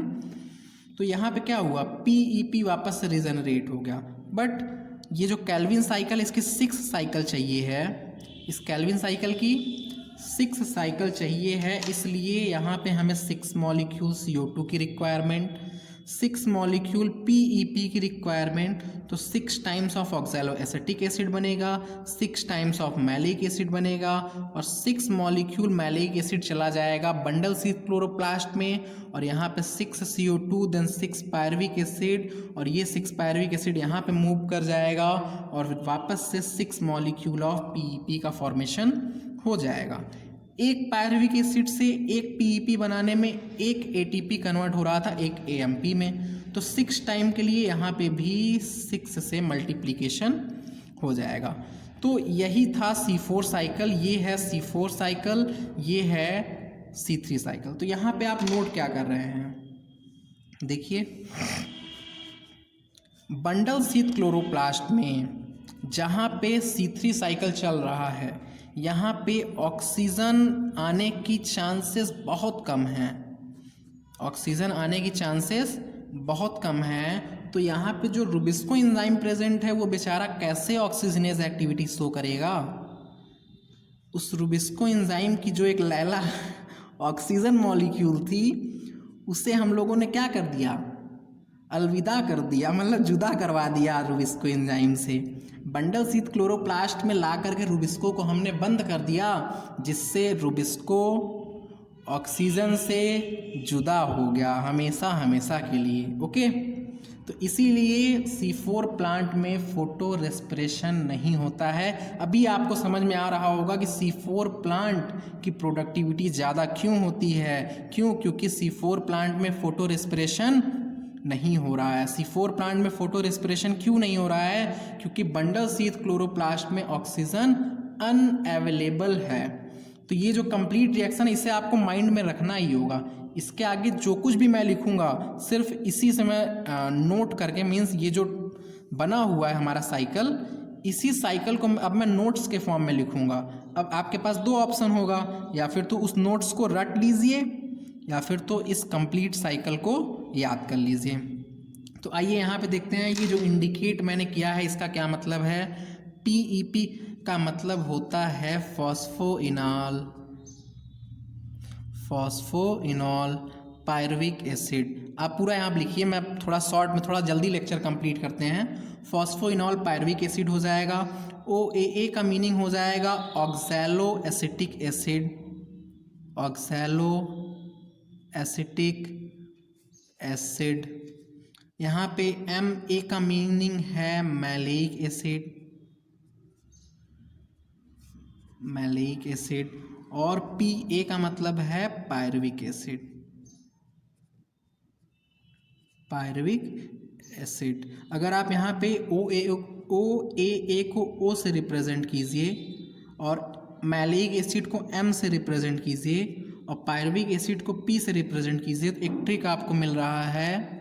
क्या ट्रिक मिल रहा है, ऑर्थो मेटा पैरा। केमिस्ट्री में आपने पढ़ा होगा ये ऑर्थो मेटा पैरा, तो यहाँ से ये आप याद कर सकते हैं। ओके, पहले बनेगा हमारा oxaloacetic acid, then malic acid और देन फिर पायरुविक एसिड। ठीक है, इतना पॉइंट क्लियर हुआ। अब आइए नोट्स क्या बनेगा हम देखते हैं। नोट में तो सबसे पहला पॉइंट ये PEP कार्बोक्सिलेज के बारे में, ये थोड़ा नया है, इसको थोड़ा इज्जत देते हैं, पहले ही इसके बारे में बात कर लें। कार्बोक्सिलेज, इसको शॉर्ट फॉर्म में पेप्केज भी बोला जाता है। कार्बोक्सिलेज को शॉर्ट फॉर्म क्या बना दिए, केज, पेप्केज। ये जो PEP कार्बोक्सिलेज होता है इसके पास ऑक्सीजनेज एक्टिविटी नहीं होती है। ऑक्सीजनेज एक्टिविटी क्या होगी, होगी ही नहीं इसके पास, इस बेचारे के पास ऑक्सीजनेज एक्टिविटी है ही नहीं कि ये PEP में ऑक्सीजन को ऐड कर सके। तो इसीलिए आप समझ रहे हैं फोटो रेस्पिरेशन क्यों नहीं हो रहा है। सेकंड पॉइंट में हम डाइकाइनेज एंजाइम के बारे में देखते हैं। डाइकाइनेज एंजाइम होता क्या है, ATP से जब ADP बनता है तो मैंने बताया था कौन सी एंजाइम यूज़ होगी, काइनेज एंजाइम यूज़ होगी हमेशा। और फिर अगर ADP से वापस से मोनोफॉस्फेट बन जाए AMP, यहाँ क्या होगा, ट्राई है, यहाँ डाई है, डाई से फिर से मोनो मैंने बना दिया, तो वापस से यहाँ पे एंजाइम यूज़ होगा काइनेज। अब जब एक फॉस्फेट हटता है तो 7.3 किलो कैलोरी एनर्जी प्रोड्यूस होता है, इतनी एनर्जी प्रोड्यूस हो रही है। अब जब दूसरा फॉस्फेट टूटेगा तो उसमें थोड़ा कम एनर्जी प्रोड्यूस होता है, पर यहाँ पे हम 7.3 लिख रहे हैं। अप्रॉक्सीमेटली 7.3 होता है, पर 7.3 नहीं होता है, थोड़ा सा कम होता है। तो 7.3 किलो कैलोरी एनर्जी प्रोड्यूस होती है। अब इस रिएक्शन को थोड़ा हम सम अप कर दें तो क्या हो जाएगा, ADP से ADP कैंसिल, मीन्स एक ATP मॉलिक्यूल से डाइकाइनेज एंजाइम के प्रेजेंट में KINASE क्या बनाएगा, AMP बनाएगा। प्लस दोनों एनर्जी को ऐड करने पे 14.6 किलो कैलोरी एनर्जी मिलने वाली है। ये जो एनर्जी है किसके इक्विवेलेंट है? Equivalent VALENT to energy of equivalent to energy of 2 ATP से 2 ADP, इसके इक्विवेलेंट होती है। 2 ATP मॉलिक्यूल से 2 ADP मॉलिक्यूल बने, इसके इक्विवेलेंट ये एनर्जी है। तो इसीलिए हम देख सकते हैं यहाँ पे कि जो 6 ATP से 6 AMP बना है, 6 ATP से 6 AMP बना है, this can also be written as, this can also be written as, इसको हम और कैसे लिख सकते हैं? 12 ATP मॉलिक्यूल से 12 टाइम्स ऑफ ADP मॉलिक्यूल बने, 12 ATP से 12 ADP बने, ऐसे भी लिखा जा सकता है। मीन्स एक्चुअल में तो यहाँ पे यही होता है कि डाइकाइनेज एंजाइम के प्रेजेंट में ATP AMP में कन्वर्ट होता है, पर हम अपने समझने के लिए समझ सकते हैं कि यहाँ पे 12 ATP यूज हुआ है। जब भी हम बोलते हैं ATP यूज हुआ है तो इसका मतलब होता है कि वो ADP में ही कन्वर्ट हुआ होगा। पर यहाँ पे आप या फिर तो ऐसे बोलिए कि 6 ATP 6 AMP में कन्वर्ट हुआ है, या फिर तो ऐसे आप बोल सकते हैं डायरेक्ट कि 12 ATP यूज हुआ है, 12 ATP यूज्ड, 12 ATP यूज्ड, आप इस तरीके से लिख सकते हैं। आप समझ रहे हैं इस पॉइंट को? 12 ATP यूज हुआ है यहाँ पे मीसोफिल क्लोरोप्लास्ट में। अच्छा, एक पॉइंट और नोट कीजिए, जब हमने C3 साइकिल पढ़ा था तो C3 साइकिल में मीसोफिल क्लोरोप्लास्ट में ही कैल्विन साइकिल चलता था, पर C4 प्लांट में Calvin cycle bundle sheath chloroplast में चल रहा है। ये पॉइंट आपको याद होना चाहिए, बंडल शीथ क्लोरोप्लास्ट में कैल्विन साइकिल चल रहा है, मीसोफिल में नहीं।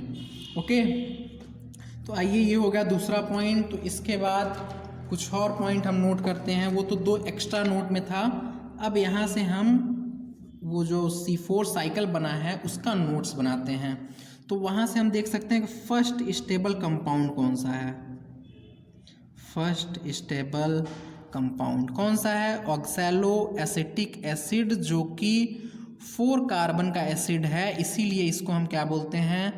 C4 cycle. C4 साइकिल क्यों बोलते हैं, आपको समझ में आ रहा है? C3 साइकिल क्यों बोले हम, C2 साइकिल क्यों बोले, तो ये सारी पॉइंट आपको क्लियर हो रही होगी।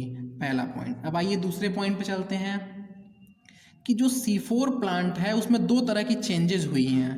अगर हम C3 प्लांट से कंपेयर करें तो C4 प्लांट में 2 तरह की चेंजेस हुई हैं। क्या क्या हुई हैं देखते हैं।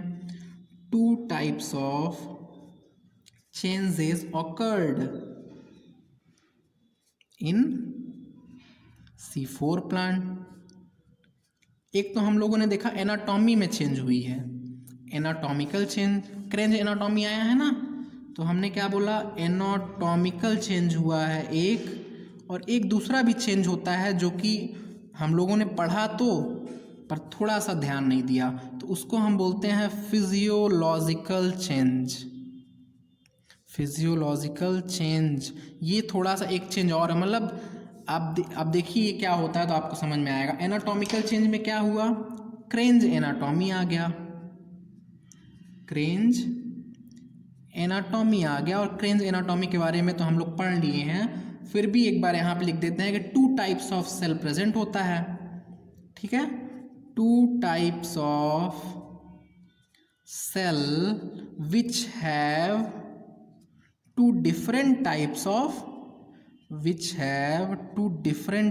of chloroplast. तो आपने देखा ना, 2 तरह की सेल हैं और दोनों में अलग अलग तरह का क्लोरोप्लास्ट है, means which have 2 different types of chloroplast. Types of chloroplast 2 तरह का क्या है? क्लोरोप्लास्ट है, और इसे आप क्या बोल सकते हैं? डाईमॉर्फिक क्लोरोप्लास्ट बोल सकते हैं। क्या? डाईमॉर्फिक क्लोरोप्लास्ट, यही चेंजेस तो हमें नज़र आया है। डाईमॉर्फिक क्लोरोप्लास्ट था C4 प्लांट में, एक कौन सा था डाईमॉर्फिक में, एक हम बोल सकते हैं बंडल शीथ क्लोरोप्लास्ट है, ये यहाँ पे सी मीन्स सेल नहीं है, और एक हो जाएगा मीजोफिल क्लोरोप्लास्ट। दो तरह का क्लोरोप्लास्ट हमें दिखा। अब फिजियोलॉजिकल चेंज में हमें क्या दिखा कि CO2 फिक्स्ड 2 टाइम्स, CO2 का फिक्सेशन 2 टाइम्स हुआ, CO2 फिक्स्ड 2 टाइम्स, CO2 का फिक्सेशन 2 बार हो रहा है। आपने देखा ना, एक बार बंडल शीथ सेल में तो एक बार मीजोफिल सेल में, और with the help of 2 different enzyme, with the help of WITH, with the help of 2 different enzyme, 2 enzyme के हेल्प से फिक्सेशन हुआ है, 2 टाइम फिक्स हुआ है, 2 डिफरेंट एंजाइम के थ्रू फिक्स हुआ है, और 2 डिफरेंट कंपाउंड में फिक्स हुआ है, इनटू 2 डिफरेंट कंपाउंड,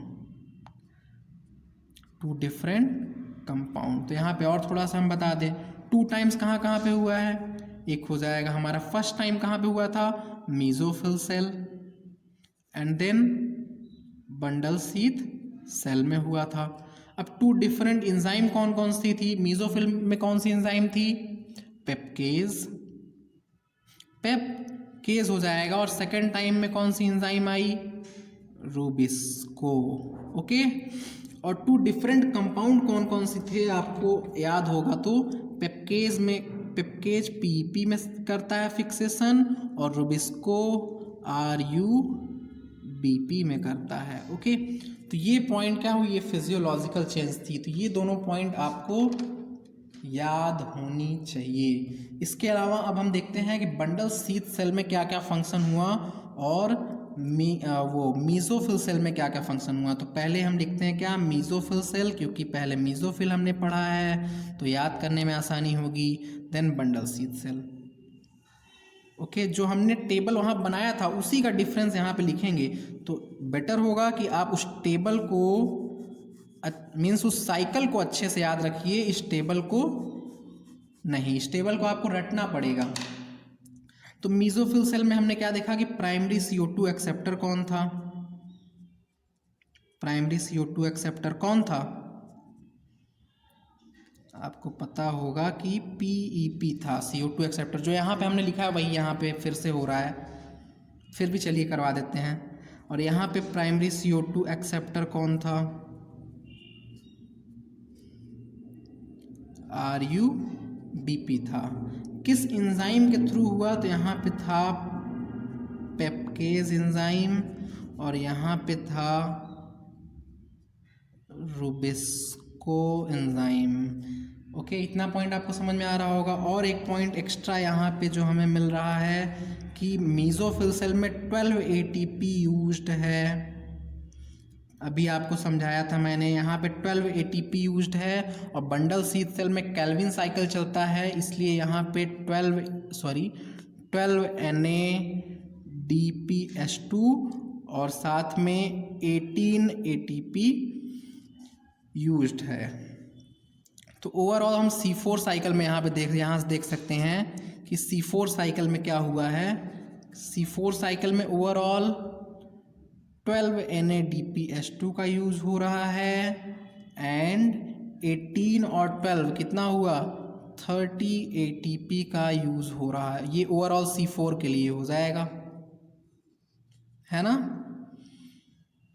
इसके बाद एक लास्ट पॉइंट हो जाएगा कि मीजोफिल सेल में इस बार शुगर का सिंथेसिस नहीं हुआ, शुगर सिंथेसिस मीजोफिल सेल में नहीं हुआ, बंडल शीथ सेल में हुआ है। ये नोट कर दिए, कॉपी कर दिए हम।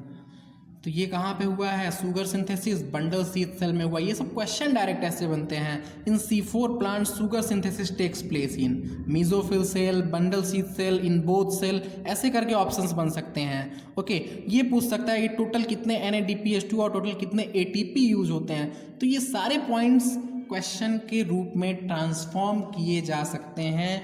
अब इसके बाद एक लास्ट नोट हम देखेंगे, और उसके बाद C4 प्लांट की सारी कहानी ख़त्म हो जाएगी, और कल के लेक्चर में हम कैम प्लांट पढ़ेंगे।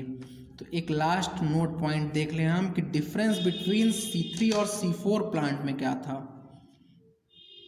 Difference between C3 and C4 plants, एक तो हम लोगों ने पहले ही देख लिया है, वो क्रेन्स एनाटॉमी और फिजियोलॉजिकल चेंज, मीन्स एनाटॉमिकल और फिजियोलॉजिकल चेंज देख लिया है, वो फर्स्ट नंबर पे हो जाएगा। कौन कौन सा C4 में प्रेजेंट होगा? Anatomical changes and physiological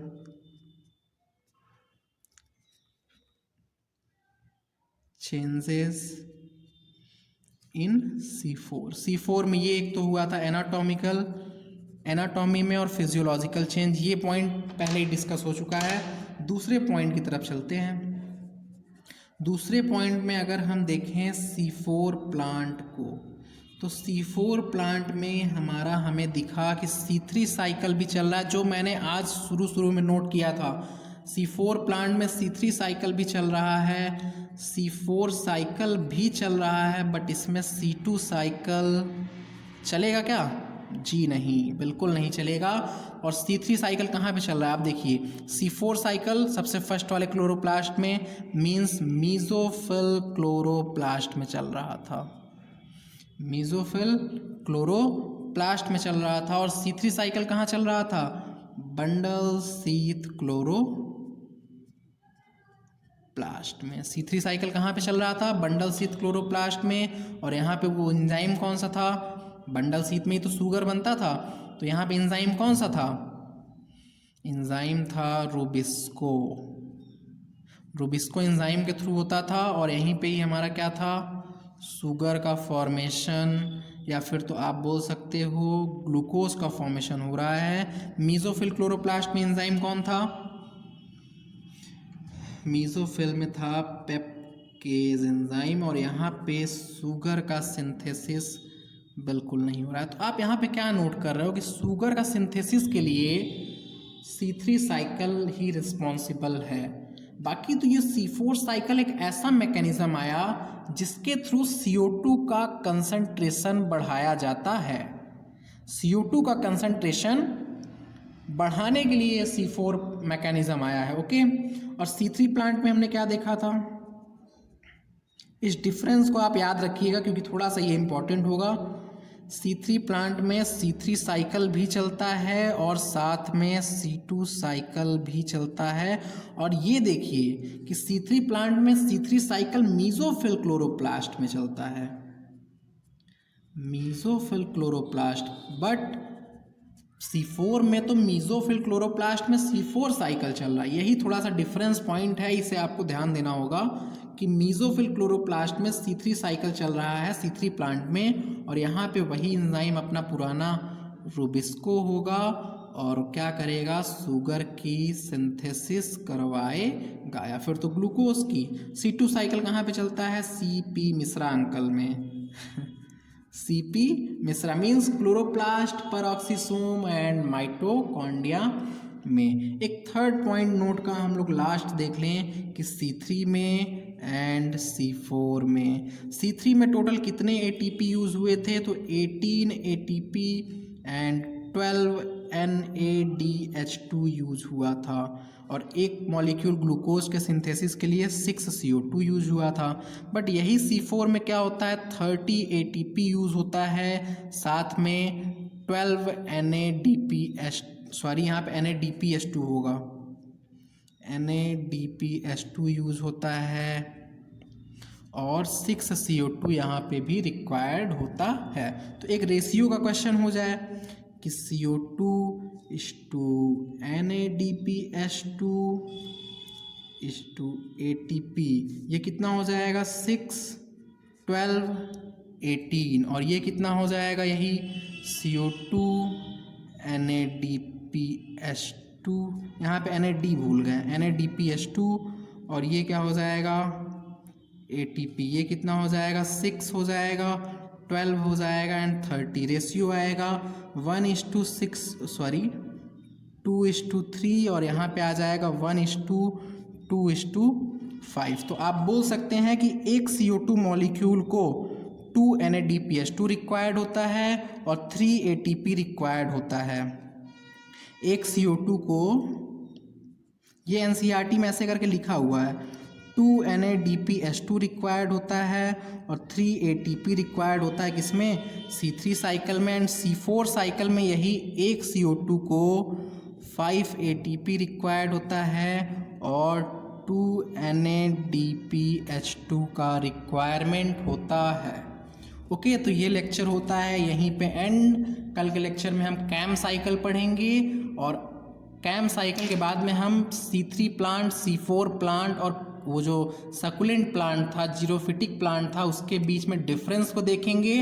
and उसके बाद सबसे last topic factor affecting photosynthesis देख के इस चैप्टर को एंड करेंगे। Okay, thank you. इस लेक्चर को यहीं एंड कर रहे हैं।